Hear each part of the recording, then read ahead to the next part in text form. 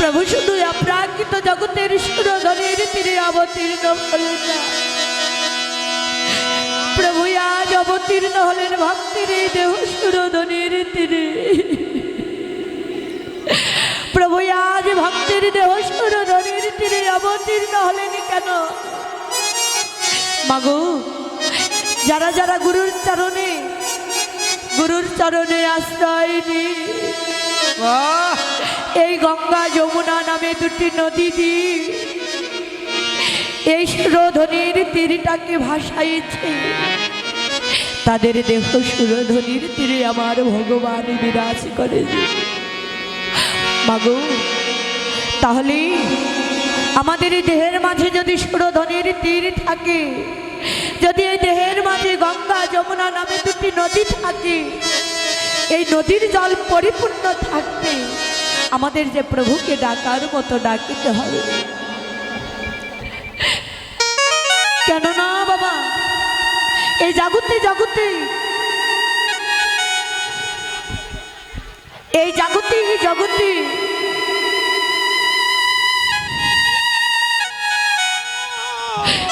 বাবা, এই জাগতিক জগতে লক্ষ্য করে দেখবে, নদীতে জল ছাড়া কিন্তু নদীতে কোনোদিনও নৌকা চলে না। তদ্রূপ বাবা, এই দেহ সুরধনির তীরে যদি পরিপূর্ণ জল না থাকে, এই দেহ সুরধনির তীরে, আমাদের এই দেহ সুরধনির তীরে যে কোনোদিনও কৃষ্ণ নামের বৈঠা চলবে না, কোনোদিনও এই দেহ সুরধনির তীরে কৃষ্ণ নামের নৌকা চলবে না। মাগো, হাতে পরিপূর্ণ সময় থাকিতে আমাদের এই গঙ্গা যমুনা নামের দুটি নদী দিয়ে আমাদের এই দেহ সুরধনির তীরটাকে ভাসাইতে হবে। যদি আমাদের এই দেহ সুরধনির তীরটাকে ভাসাইতে পারি, সেদিন এই দেহের মাঝে প্রভু যুগল হয়ে যুগল নৃত্য করবে। প্রভু যুগল হয়ে যুগল নৃত্য করে। যদি নয়নে জলে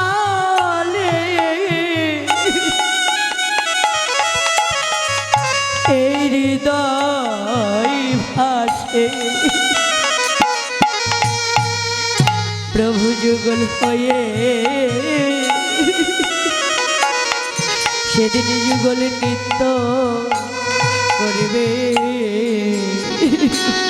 ওরে নয়ন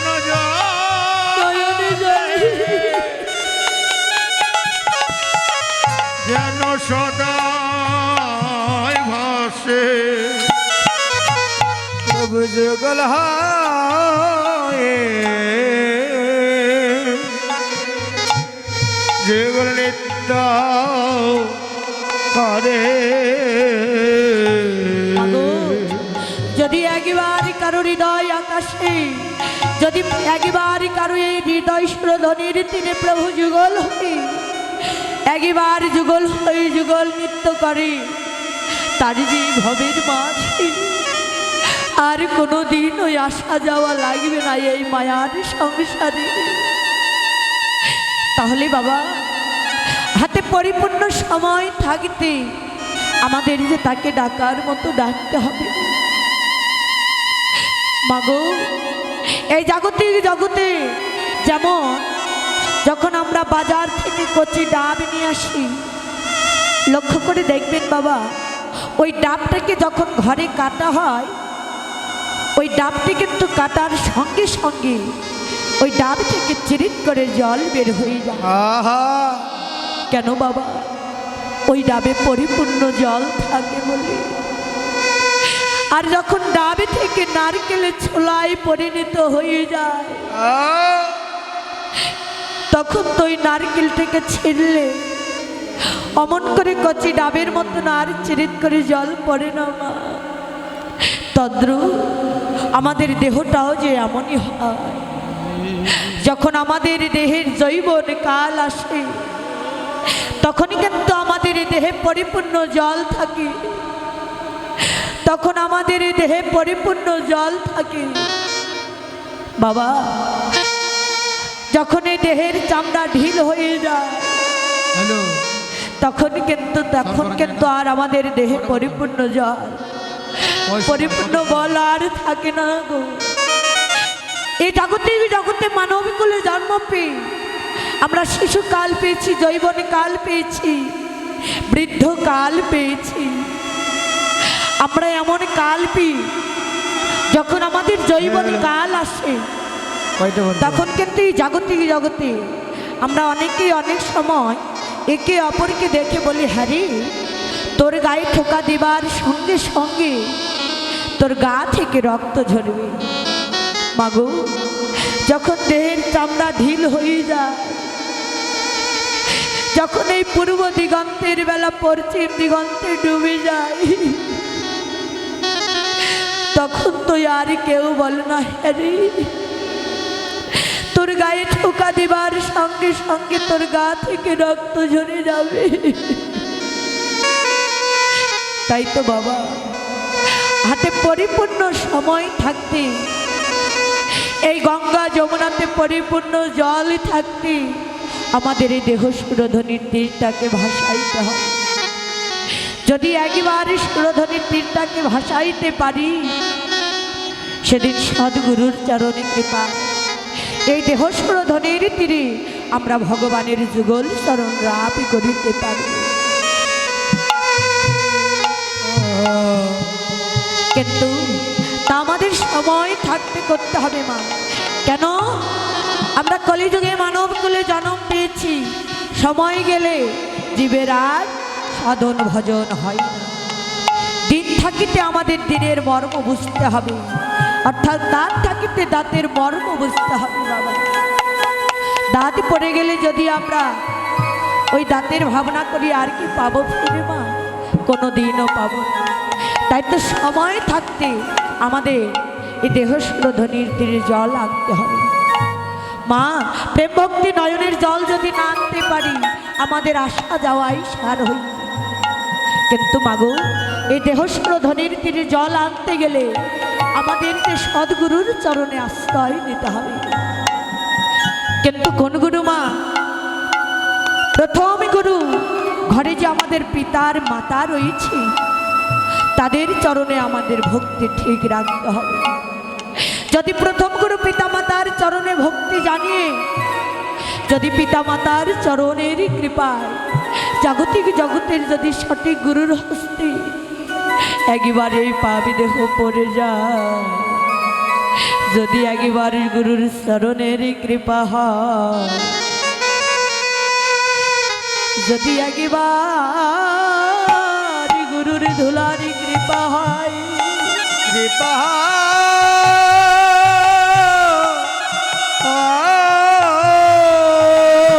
মাগো, সেদিন আমাদের এই জগতের মায়ার সংসারে আর কোনোদিনও ফিরে আসতে হবে না। কেননা এই মায়ার সংসারে শুধু আমার আমিত্ব রয়েছে, আমার রাজত্ব রয়েছে, আমার রূপ রয়েছে, আমার রূপ রয়েছে, আমার অহংকার রয়েছে। মায়ার সংসারে আর কোনো কিছুই নেই। মাগো, তাহলে সদ্গুরুর চরণে আশ্রয় নিয়ে এই দেহ সুরধ্বনির তীরটাকে ভাসাইতে হবে।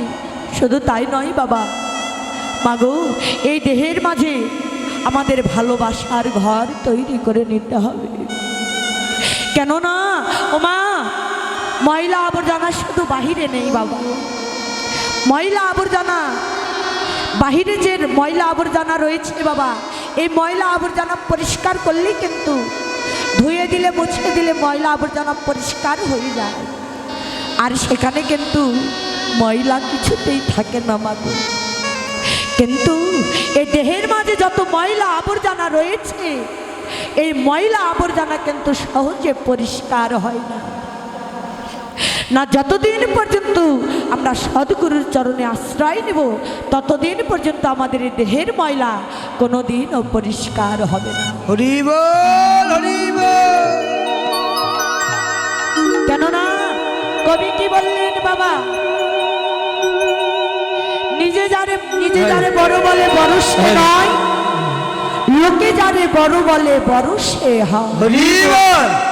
যারা নিজেকে বড় মনে করে, নিজেকে জ্ঞানী মনে করে, নিজেকে পণ্ডিত মনে করে, সে কোনোদিনও বড় হতে পারে না বাবা।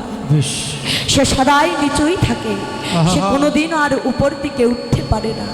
কেন বাবা? গাছ তো আর একদিনে বড় হয় না, গাছ কিন্তু ধীরে ধীরে বড় হয়। তদ্রু এই ভক্তিও কিন্তু একদিনে আসে না বাবা। এ ভক্তি সাধনা করতে হয়, এ ভক্তির দেশে যেতে হয়। কেবল এই ভক্তির দেশে তারাই গিয়েছে মা, যারা সদ্গুরুর চরণে আশ্রয় নিয়েছে। তাহলে মানবকুলে জন্ম পেলে আমাদের গুরুর চরণে আশ্রয় নিতেই হবে। কেন বাবা? এই জগতে মানবকুলে জন্ম পেয়েছি আমরা, যদি আমাদের এই দেহটা শরীরটা খারাপ হয়ে যায়, আমরা কি করি? তাড়াতাড়ি করি, অতি শীঘ্রই করি ভালো ডাক্তারের কাছে গিয়ে আশ্রয় নিই, এই দেহ যেন অতি তাড়াতাড়ি ভালো হয়ে যায়। তদ্রূপ বাবা এই দেহের মাঝে কৃষ্ণ নামের বীজ রোপণ করতে গেলে, ভজনের পথে আসতে গেলে আমাদের সদ্গুরুর চরণে আশ্রয় নিতে হবে। মাগো মহাজন কি বলে, হেজি প্রসাদ নাও টেনে আর গুরু ধরো জেনে। হরি বল, হরি বল। যে গুরু ধরলে তোমাদের এই অন্ধকার জগৎ আলোয় আলোকিত হয়ে যাবে, একবার সেই গুরু ধরবে। যদি গুরু ধরে তোমাদের অন্তরে ভালোবাসার ঘর তৈরি করতে পারো, সেদিন তোমাদের মানব জন্ম তোমাদের ধন্য হয়ে যাবে। তাই তো মহাজনে বললেন, আগে করো বাসা ভালো, আগে করো বাসা ভালো, আগে করো বাসা ভালো, আগে করো বাসা ভালো, হইলে কৃপা হতে পারে, আগে করো বাসা ভালো, ওই লাগরি বহন পরে, আগে করো বাসা ভালো। হে কলির জীব, যদি তোমরা এই তোমাদের দেহ মন্দিরে ভালোবাসার ঘর তৈরি করতে পারো, যদি তোমরা সদ্গুরুর চরণে আশ্রয় নিয়ে তোমাদের ওই দেহের মাঝে যে ময়লা আবর্জনা রয়েছে রয়েছে যদি তোমরা ওই ময়লা আবর্জনাকে পরিষ্কার করে তোমাদের ওই দেহের মাঝে যে কাম ক্রোধ লোভ মদ মাৎসর্য রিপু রয়েছে রে, যদি তোমরা পরিষ্কার করতে চাও, তোমরা ধরো গুরুর চরণ, ধরো গুরুর চরণ, ধরো গুরুর চরণ, ধরো গুরুর চরণ, হইলে কৃপা হতে পারে, ধরো গুরুর চরণ, ওই লাগরি বহন পরে, ধরো গুরুর চরণ। ও মা মহাজন কি বললেন, যদি আমরা আমাদের এই দেহের মাঝে, যদি আমাদের এই হৃদয় মন্দির মাঝে ভালোবাসার ঘর তৈরি করতে চাই, আমাদের এই ঘরটাকে আগে পরিষ্কার করে নিতে হবে বাবা। কেননা ময়লা বাহিরে নেই, মহিলা এই অন্তর ঘরের মাঝেই রয়েছে। মানবকুলে জন্ম পেয়েছি বাবা, কর্মই আমাদের করতে হবে। কেননা শাস্ত্রী মহাজনই বলেছে, হেজি হাতে করো গৃহকর্ম, বদনে বলো হরি, অনায়াসে ভব সিন্ধু হয়ে যাবে পারি। হরি বল, হরি বল, হরি জল থাকতে আমাদের তাকে ডাকার মতো ডাকতে হবে।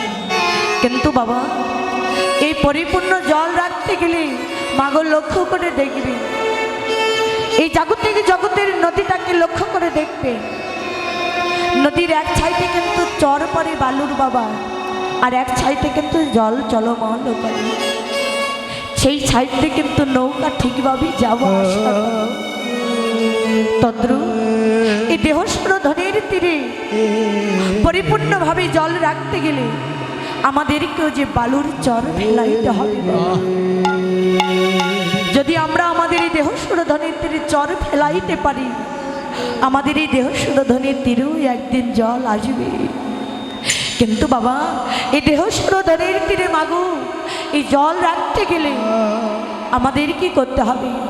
মহাজন বললেন, হেজি তোমরা যদি কাম নদীতে চর ফেলাই তোমাদের প্রেম নদীতে তোমরা জল আনতে পারো, সেদিন তোমাদের দেহের মাঝে কৃষ্ণ নামের বৈঠা পড়ে।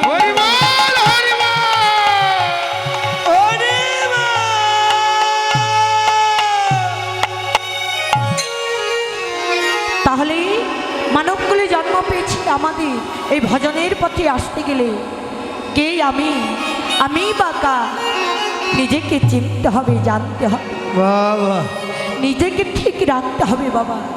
তাহলে তো আমরা একদিন ভক্তির পথে আসতে পারব। তাই তো প্রভু আজ নিজেকে জগৎকে কাঁদাইবে বলে, জগৎকে উদ্ধার করিবে বলে আজ সুরধনির গঙ্গার কোলে এসে সুরধনির তীরে আজ গৌর কিশোর সহচর গণমেলি আনন্দে বিভোর। প্রভু আজ অন্তরঙ্গ ভক্তির বদন দর্শন করে আজ ধুলাই গড়াগড়ি দিয়ে কাঁদছে আর বদনে কৃষ্ণ নাম করছে। শুধু তাই নয়, প্রভু জগৎ জীবকে উদ্ধার করবে বলে আজ নদিয়ার মাঝে কি করলেন? পদে মহাজন বললেন, ওরে খেলায়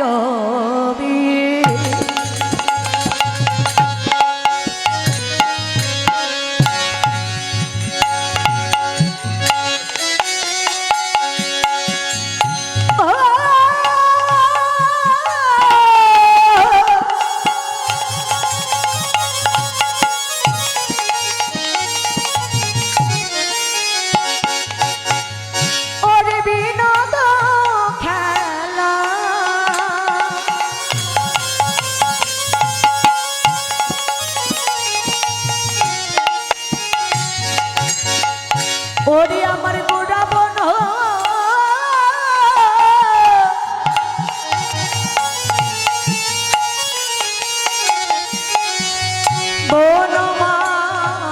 বনমালী ওরে খেলায়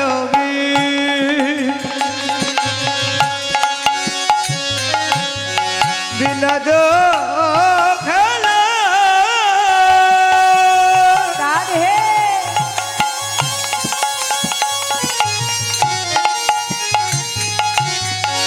ওরে বলো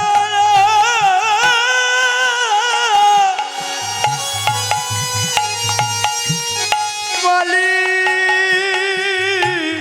রে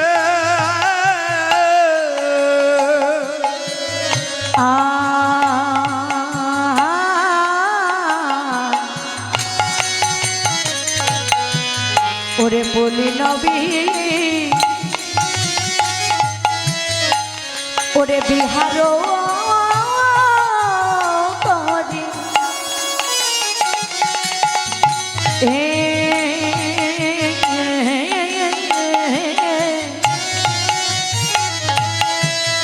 ওরে ভক্তম মণ্ডলী আর ফুলে বিহার করে ভক্ত মণ্ডলী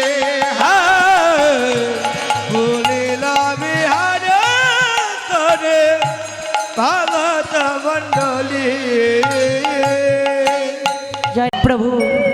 আজ শ্রীধামী নদীয়ার মাঝে খেলা খেলছে, খেলায়ও বিনোদ খেলা গোড়া বনমালী পুলীন বিহার করে ভক্ত মণ্ডলী। প্রভু যেন আজ শ্রীধামী নদীয়ার মাঝে যেন খেলছে গোরা এক নতুন খেলা। যেন খেলছে গোরা এক নতুন খেলা। ও যেন খেলছে গোরা এক নতুন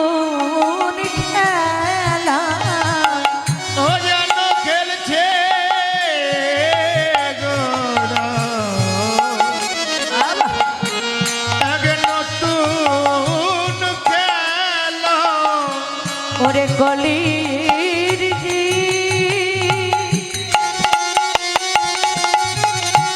ওরে উদ্ধারের লাগি যেন খেলছে গোরা এক নতুন খেলা ওই না কোলের দিয়ে ওরে উদ্ধারের লাগি আরে খেলছে গোরা নতুন খেলা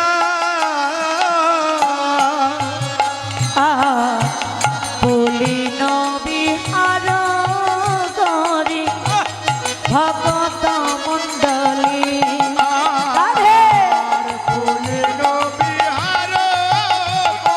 হরি বল হরি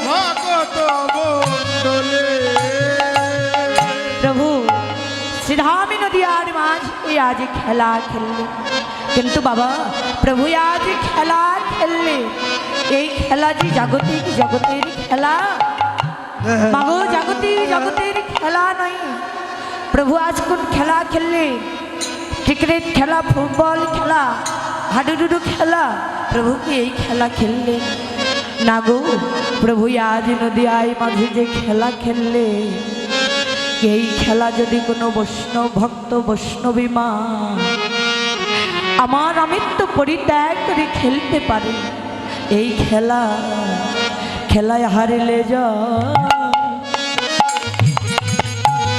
জীবের জিতলে এই খেলা হারিলে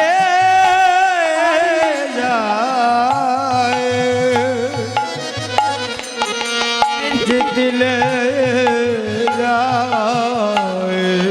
এ হরি নামের খেলা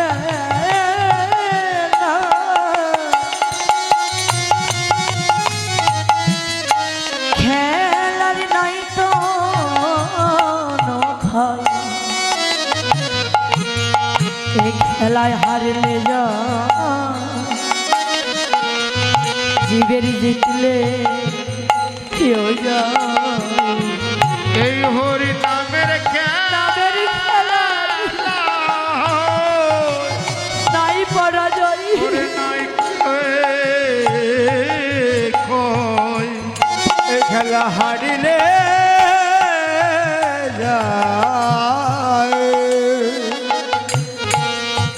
যেতলে এ নামের খেলা কোনো ওর নাই পরাজয় এ খেলায় হারলে জয় জীবে জিতলে জয় হরি বল হরি বল হারিলে যাই জিতলে যাই খেলার কোনো নাই পরাজয় ওই খেলা হারিলে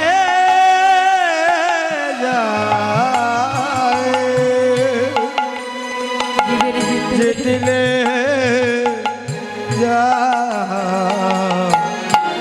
ওমা আরে ভাগত মণ্ডলী বলিলা বিহার করে ভাগত মণ্ডলী কোন খেলা খেললেন প্রভু খেলায় বিনোদ খেলা গোড়া বনমালী খেলায় বিনোদ বিনোদ শব্দের অর্থ হচ্ছে নতুন প্রভু আজ নতুন খেলা খেললেন কলিযুগে সেই নতুন খেলাটি কি বাবা নতুন খেলাটি হচ্ছে হরি নামের খেলা হরি নামের খেলা নতুন খেলা খেলা হচ্ছে ভক্ত চরণ ধুলি মেলা চরণ ধুলে চরণ ধুলির মেলা প্রভু শ্রীরাম নদিয়ার মাঝে খেলা খেললেন মা এই যে হরি নামের খেলা, কৃষ্ণ নামের খেলা। এই খেলা যারাই একবার আমার আমৃত্য পরিত্যাগ করে খেলেছে, এই খেলা খেললে জীবের হারলেও যা, জীবের জিতলেও যা। এ নামের খেলায় কোনো নাই পড়া যা, এ খেলায় হারলে যায়, জীবের জিতলে যা। কেন প্রভু আজ খেলা খেললেন কোথায় বাবা? সুরধনের তীরে, শ্রীরাম নদী আর মাঝে সুরধনের তীরে, অর্থাৎ ভক্তের নিকটে, ভক্তের বাজারে এসে প্রভু খেলা খেললে। খেলা খেলিতে খেলিতে বদনে কৃষ্ণ বলে কাঁদছে, আর ভক্তের চরণধুলি হৃদয় বক্ষে লেপন করে তারই পাপিত হৃদয় কমল শীতল করছে। মাগো, ভক্তের চরণের ধুলি মেলা লেগে আজকে প্রভু তার হৃদয় বক্ষ মাঝে লেপন করলে। শুধু ভগবান নয়, আজ নদিয়ায় যত ভক্ত রয়েছে তারা যেন সবাই মিলে আজ ভগবানের বদনে দর্শন করে, দর্শন করে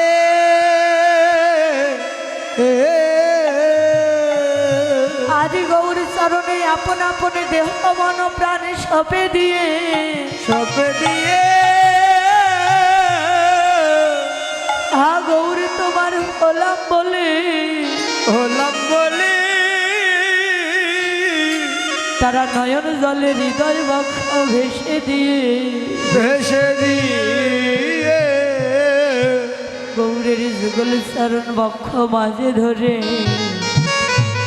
তারা কেঁদে কেঁদে বলছে, গৌরে আমরা আজি